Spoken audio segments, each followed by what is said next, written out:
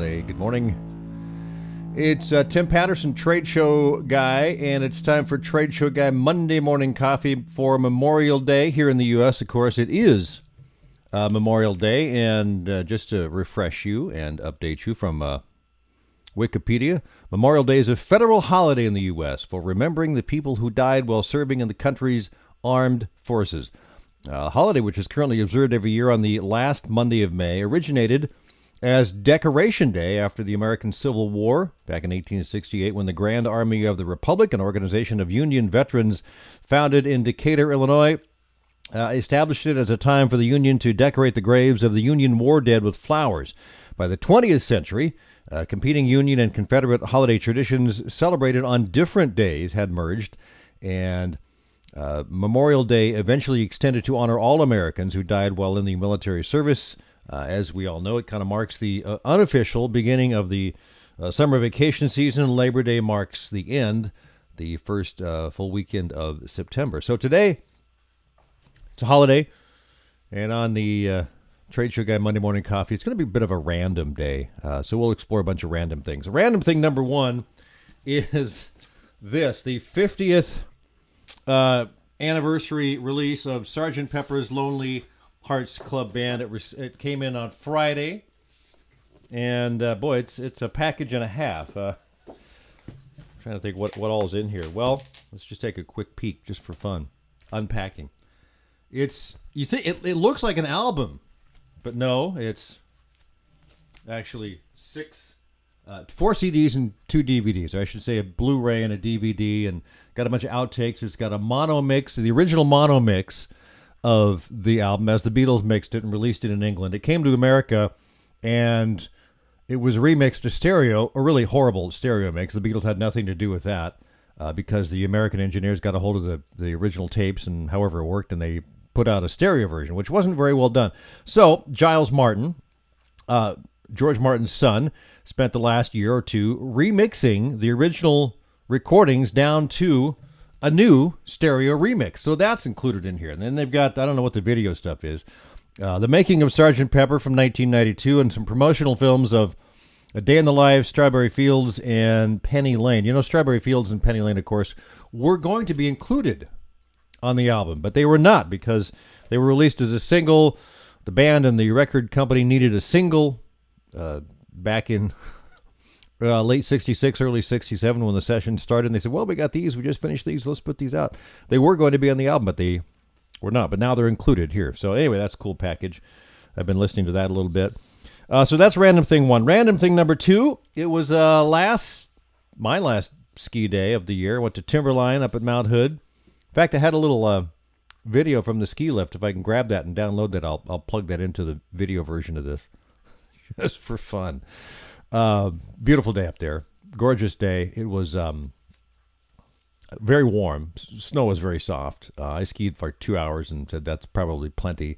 Very busy up there, though. They had races and snowboarding stuff going on and lots of people. They had the Palmer lift, which goes up to like the 8,500 foot level, is not open all the time. It's open in June and July. It was open over the weekend, so I got to ride that. It's been probably decades since I've done that, so that was pretty cool.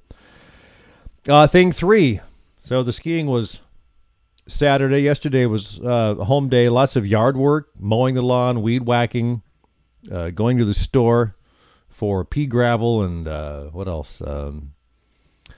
Bark dust and things like that. So meanwhile, my wife was power washing the patio. So girl with a power washer. Got to watch out for that. She's in her element. That's great stuff.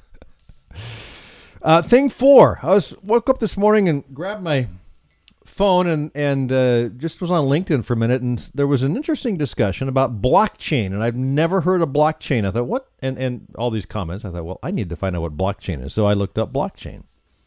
You heard of blockchain? New to me. But let's go back to Wikipedia. Blockchain is a distributed database that maintains a continuously growing list of records called blocks, secured from tampering and revision. Each block contains a timestamp and a link to a previous block. By design, blockchains are inherently resistant to modification of the data. Once recorded, the data in a block cannot be altered retroactively.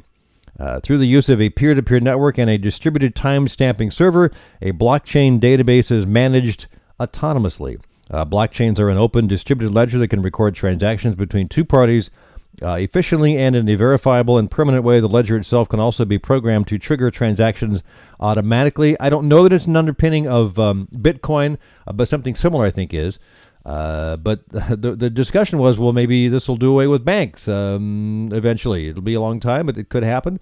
And it can be used in a lot of other applications as well. But there seems to be a lot of buzz about it. And, I'm just now finding out. So, thing 5, podcasts. I spent most of my time driving over this past weekend listening to podcasts. In fact, the one that I listened to and finished up, I listened to like 4 episodes, was S-Town.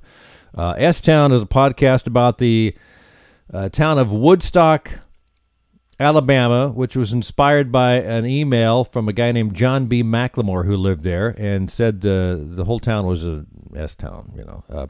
Produced by the same people that produced Serial, which is a podcast I keep meaning to get to. It is the most popular podcast of all time, having been downloaded more than 200 million times. That's Serial. S-Town is from the same folks. And I believe they also do This American Life, which I think is a PBS show. So S-Town was good. I'm sure Serial will be good. Been listening to that.